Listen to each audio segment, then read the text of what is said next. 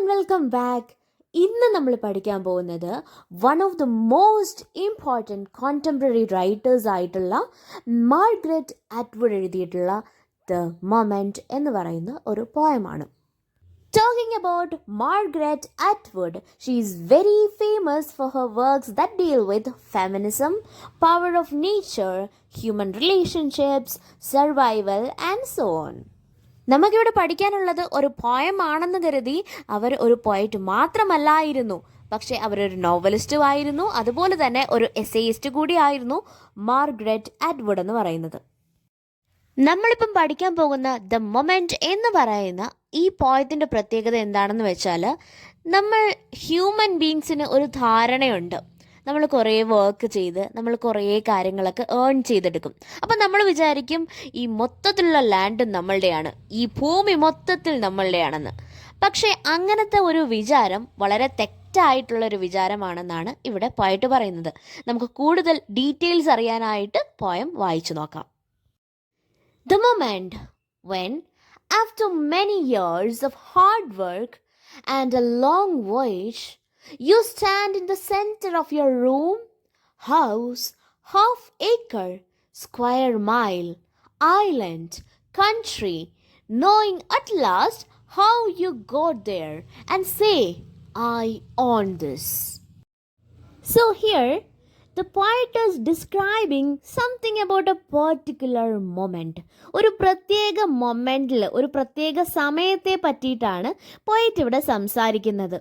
ഒരുപാട് നാളത്തെ ഹാർഡ് വർക്കിനൊക്കെ ശേഷം, ഒരു ലോങ് ജേണിക്ക് ശേഷം നിങ്ങൾ നിങ്ങളുടെ ഗോൾ എന്ന് പറയുന്ന എന്താണോ ഗോൾ, അല്ലെങ്കിൽ എന്താണോ നിങ്ങളുടെ ഡെസ്റ്റിനേഷൻ്റെ പോയിന്റ് എന്ന് പറയുന്നത്, അവിടെ നിങ്ങൾ എത്തി നിൽക്കുകയാണ്. ഇതെന്ന് പറയുന്ന ലൈഫ് തന്നെ ഒരു വലിയൊരു ജേണിയാണ്, ഒരു നീണ്ട ഒരു ജേണിയാണ്. ഈ ജേണിയിൽ വലിയ വലിയ പ്രശ്നങ്ങളൊക്കെ തരണം ചെയ്തിട്ടായിരിക്കും നിങ്ങൾ നിങ്ങളുടെ ഗോൾ അച്ചീവ് ചെയ്തിട്ട് അവിടെ നിൽക്കുന്നത്. അപ്പം അവിടെ നിന്ന് നിങ്ങൾ ചുറ്റും നോക്കുവാണ്. നിങ്ങളുടെ ചിലപ്പോൾ നിങ്ങളുടെ റൂമിൻ്റെയോ അല്ലെങ്കിൽ നിങ്ങളുടെ വീടിൻ്റെയോ അല്ലെങ്കിൽ ഒരുപാട് വലിയ വലിയ സ്ഥലങ്ങളുടെയൊക്കെ ഒരു ഐലൻഡോ ഒരു കൺട്രിയോ സ്ക്വയർ മൈലോ ഹാഫ് ഏക്കറോ അങ്ങനെ വലിയ ചെറുതും വലുതുമായിട്ടുള്ള ഒരു ചെറുതോ വലുതോ ആയിട്ടുള്ള ഒരു സ്പേസിൻ്റെ ഒത്ത നടുക്ക് നിന്നിട്ട് നിങ്ങൾ ആ മൊമെൻറ്റിനെ നിങ്ങൾ ആഘോഷിക്കുവാണ്, നിങ്ങൾ സെലിബ്രേറ്റ് ചെയ്തുകൊണ്ട് നിങ്ങൾ ആലോചിക്കുവാണ് നിങ്ങളുടെ ഗോളിലേക്ക് നിങ്ങൾ നിങ്ങൾ ആ ഗോൾ അച്ചീവ് ചെയ്ത ഒരു സമയത്തെ പറ്റിയിട്ടാണ് ഇവിടെ പോയിട്ട് പറയുന്നത്.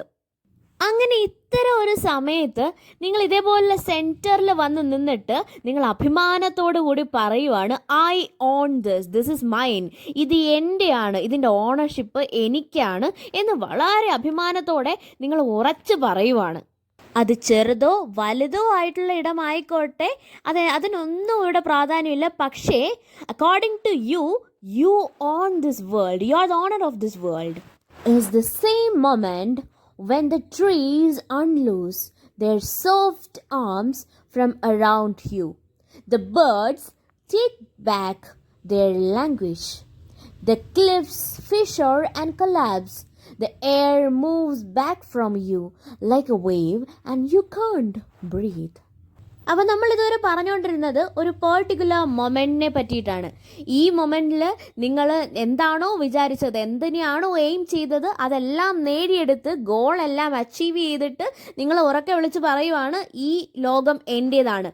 ആ പെർട്ടിക്കുലർ മൊമെൻറ്റിൽ തന്നെ നിങ്ങളുടെ ചുറ്റും നിങ്ങളെ പ്രൊട്ടക്റ്റ് ചെയ്യാനായിട്ട് വെച്ചിരുന്ന സോഫ്റ്റ് ആയിട്ടുള്ള ആംസ് അൺലൂസ് ചെയ്യുവാണ്.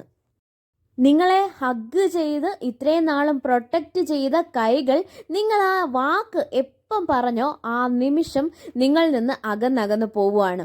നിങ്ങൾക്ക് വേണ്ടി പാടിക്കൊണ്ടിരിക്കുന്ന പക്ഷികൾ പാട്ട് നിർത്തുവാണ്. നേച്ചർ എങ്ങനെയൊക്കെയാണോ നിങ്ങളെ വെൽക്കം ചെയ്തത്, അല്ലെങ്കിൽ നേച്ചർ നിങ്ങളെ എങ്ങനെയൊക്കെയാണോ സപ്പോർട്ട് ചെയ്തത്, ആ സപ്പോർട്ടെല്ലാം നേച്ചർ തിരിച്ചെടുക്കുവാണ്. കാരണം നിങ്ങളിവിടെ പറഞ്ഞു വെക്കുന്നത് നിങ്ങളുടെ അധീനതയിലാണ് nature. You are the owner of the whole nature എന്ന രീതിയിൽ നിങ്ങൾ പറഞ്ഞു വെക്കുന്നു. അത് കേട്ട് കഴിഞ്ഞാൽ പിന്നെ നേച്ചർ നിങ്ങൾക്കായിട്ട് തന്നിട്ടുള്ള കാര്യങ്ങളെല്ലാം തിരിച്ചെടുത്തുകൊണ്ടേയിരിക്കുവാണ്. ആദ്യമേ എടുത്തത് നേച്ചറിൻ്റെ ഭാഗമായിട്ടുള്ള ട്രീ, അതിൻ്റെ സോഫ്റ്റ് ആയിട്ടുള്ള ആം, നിങ്ങളെ ഹഗ് ചെയ്ത് വെച്ചുകൊണ്ടിരുന്ന ആ ആം, സോഫ്റ്റ് ആയിട്ടുള്ള ആം എടുത്ത് മാറ്റുവാണ് ചെയ്യുന്നത്. So it is not just about trees and birds. നിങ്ങൾക്ക് ഇത്രയും നാളും നിങ്ങളുടെ കൂടെ ഉണ്ടായിരുന്ന ക്ലിഫുകൾ അത് പിളർന്ന് മാറിക്കൊണ്ടേ ഇരിക്കുവാണ്. നിങ്ങളെ ആർക്കും വേണ്ട. കാരണം നിങ്ങൾ നേച്ചറിനെ ഓൺ ചെയ്ത്, നിങ്ങളാണ് ഓണർ എന്നുള്ള രീതിയിൽ നിങ്ങൾ അഹങ്കാരം കാണിക്കാനായിട്ട് തുടങ്ങി. അപ്പം അത് നേച്ചർ കണ്ടു. നേച്ചർ നിങ്ങൾക്ക് തന്നിട്ടുള്ള കാര്യങ്ങളെല്ലാം തിരിച്ചെടുക്കുന്നു. അതുപോലെ തന്നെ നിങ്ങൾക്ക് ചുറ്റുമുണ്ടായിരുന്ന എയർ, നിങ്ങൾ എന്ത് എയർ ആണോ ബ്രീത് ചെയ്തുകൊണ്ടിരുന്നത്, എന്താ എടുത്തിട്ടാണോ നിങ്ങൾ ശ്വസിച്ചുകൊണ്ടിരുന്നത്, ആ എയർ നിങ്ങൾക്കിപ്പോൾ ശ്വസിക്കാനായിട്ട് പറ്റുന്നില്ല. അത് നിങ്ങൾക്ക് എടുക്കാൻ പറ്റുന്നില്ല. ആ എയർ മൂവ് ചെയ്യുന്നില്ല. ആ മൂവ്മെൻറ്റ് നിന്നതോടുകൂടി നിങ്ങൾക്ക് ശ്വാസം എടുക്കാനായിട്ട് പറ്റുന്നില്ല. നിങ്ങൾക്ക് മൊത്തത്തിൽ പ്രശ്നമുള്ള ഒരു സിറ്റുവേഷനായിട്ട് മാറിക്കൊണ്ടിരിക്കുകയാണ്. എന്തുകൊണ്ടാണ് ഇങ്ങനെയൊക്കെ സംഭവിക്കുന്നത്? Because you thought that you are the owner of the world. ഇത്തരത്തിലൊക്കെ ചിന്തകളുണ്ടെങ്കിൽ നിങ്ങൾ ശ്വസിച്ചു കൊണ്ടിരിക്കുന്ന എയർ വരെ നിങ്ങളുടെ ഉള്ളിലേക്ക് കയറാതെ തിരികെ നിങ്ങളിൽ നിന്നും മാറിപ്പോകും. നിങ്ങൾ വളരെയധികം ഐസൊലേറ്റഡ് ആയിട്ട് മാറിപ്പോവും, ഏലിയനേറ്റഡ് ആയിട്ട് മാറിപ്പോവും എന്നാണ് ഈ സ്റ്റാൻസയിൽ പോയിട്ട് പറയുന്നത്. No, they whisper, you own nothing. You were a visitor, time after time, climbing the hill, planting the flag, proclaiming, we never belonged to you. You never found us. It was always the other way round. Goals എല്ലാം achieve ചെയ്ത് കഴിഞ്ഞുള്ള മനുഷ്യൻ്റെ ഇത്തരത്തിലുള്ള unwanted statements കേട്ടതിന് ശേഷം ഇത്തരത്തിലുള്ള natural elements തിരികെ പറയുകയാണ്. ലൈക്ക് ട്രീസ്, ബേർഡ്സ്, ക്ലിഫ്സ്, ഈ കാര്യങ്ങളെല്ലാം തിരികെ മനുഷ്യനോട് പറയുവാണ്. നോ, ഞങ്ങളുടെ ഓണർ നീ അല്ലായിരുന്നു. നിനക്കൊരിക്കലും ഞങ്ങളുടെ ഓണർ ആവാനും പറ്റുകയില്ല. നീ വെറും വിസിറ്റർ മാത്രമായിരുന്നു. Nature has always been here. Nature എന്ന് പറയുന്ന കാര്യം തുടക്കം തൊട്ട് ഇനിയിപ്പം നീ തീരുന്നത് വരെ, അല്ലെങ്കിൽ നിന്റെ മരണശേഷവും ഇവിടെ തന്നെ കാണും. നീയാണ് ഇവിടെ ജസ്റ്റ് ഒരു ഗസ്റ്റ് ആയിട്ട് അല്ലെങ്കിൽ ഒരു വിസിറ്റർ ആയിട്ട് വന്നത്.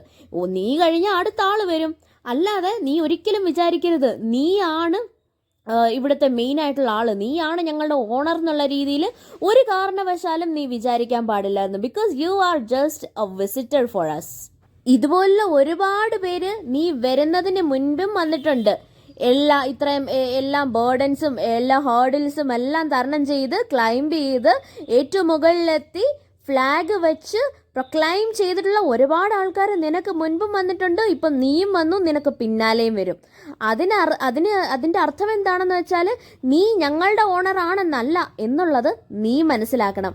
ശരിക്കും പറഞ്ഞാൽ നീ ആയിരുന്നില്ല നേച്ചറിനെ ഡിസ്കവർ ചെയ്തത്, ഞങ്ങളായിരുന്നു നിന്നെ ഇങ്ങോട്ടേക്ക് കൊണ്ടുവന്നത്. നീ എക്സിസ്റ്റ് ചെയ്തു എന്നുള്ളതിൻ്റെ മെയിൻ റീസൺ തന്നെ ഞങ്ങളുള്ളതുകൊണ്ടാണ്, നേച്ചർ ഉള്ളതുകൊണ്ടാണ് നീ എക്സിസ്റ്റ് വരെ ചെയ്തത്, നിനക്കിതെല്ലാം ചെയ്യാൻ പറ്റിയതും. നീ ഇതെല്ലാം നേടിയതിന് ശേഷം ഞങ്ങളുടെ അടുത്ത് പറയുന്നത് എന്താ? ഞങ്ങളുടെ ഓണർ നീയാണെന്ന്. ഇത് ഞങ്ങൾക്കൊരിക്കലും സമ്മതിച്ചു തരാനായിട്ട് പറ്റത്തില്ല. കാരണം നീ ആയിരുന്നില്ല ഞങ്ങളെ കണ്ടെത്തിയത്, ഞങ്ങളായിരുന്നു നിന്നെ ഇവിടേക്ക് കൊണ്ടുവന്നത്. അതാണ് നേച്ചറിൻ്റെ പവർ എന്ന് വെച്ചാൽ. നിങ്ങൾ എന്തൊക്കെ നേടിയോ, പക്ഷെ അതെല്ലാം നേച്ചറിൻ്റെ മുന്നിൽ ഒന്നുമല്ല. ഇനി ഇതിനകത്ത് യൂസ് ചെയ്തിട്ടുള്ള പോയറ്റിക് ഡിവൈസസ് എന്തൊക്കെയാണെന്ന് നോക്കാം. മെയിനായിട്ട് പറയാനാണെങ്കിൽ ഐറണി ഉണ്ട്. ഇതിനകത്തൊരു ലൈനിൻ്റെ എക്സ്പ്ലനേഷൻ എന്താണെന്ന് വെച്ചാൽ, ശരിക്കും നീ ആയിരുന്നില്ല ഞങ്ങളെ ഡിസ്കവർ ചെയ്തത്, അത് നിന്റെ വിചാരമായിരുന്നു. പക്ഷേ ശരിക്കും ഞങ്ങളാണ് നിന്നെ ഡിസ്കവർ ചെയ്തത് എന്ന് പറയുന്നത് ഒരു ഐറണിയുടെ എക്സാമ്പിളാണ്. ഇനി മറ്റൊരു കാര്യം എന്താണെന്ന് വെച്ചാൽ, നേച്ചറിനെ ഓൺ ചെയ്യാനാണ് ഇത്രയും കാര്യങ്ങളൊക്കെ ചെയ്തത് എങ്കിൽ കൂടി അവസാനം തിരിച്ചറിയുന്നത് നേച്ചറിനെ ഒരിക്കലും ഓൺ ചെയ്യാനായിട്ട് പറ്റത്തില്ല. നമ്മുടെ ഓണറായിരുന്നു നേച്ചർ. പക്ഷേ നമ്മൾ കരുതിയിരുന്നത് നമ്മൾ നേച്ചറിൻ്റെ ഓണറാണ് എന്നാണ്. ഇനി അടുത്തതായിട്ട് വരുന്നത് മെറ്റഫറിൻ്റെ എക്സാമ്പിൾ എന്ന് പറയുന്നത് ലൈഫിനെ ഒരു വിസിറ്റ് ആയിട്ടാണ് ഇതിൽ കാണിക്കുന്നത്. നമ്മൾ ലൈഫ് ടൈമിൽ നമ്മൾ എങ്ങനെ സ്പെൻഡ് ചെയ്യുന്നതെന്ന് വെച്ചാൽ നേച്ചറിനെ വന്ന് വിസിറ്റ് ചെയ്യുക, എന്നിട്ട് തിരികെ പോകാനുള്ള സമയമാകുമ്പം നിങ്ങൾ മരിക്കുക, തിരിച്ചു പോവുക. ഇതാണ് നമ്മളുടെ ജീവിതം എന്ന് പറയുന്നത്. നേച്ചറിനെ വിസിറ്റ് ചെയ്യാനായിട്ട് അല്ലെങ്കിൽ നേച്ചറിൻ്റെ വീട്ടിലേക്കുള്ള ഒരു വിസിറ്റ് മാത്രമാണ് നമ്മളുടെ ജീവിതം എന്നാണ് ഇവിടെ പോയിട്ട് പറയുന്നത്. ഓക്കെ, അപ്പോൾ അത്രയേ ഉള്ളൂ ദ മൊമെന്റ് എന്ന് പറയുന്ന പോയം.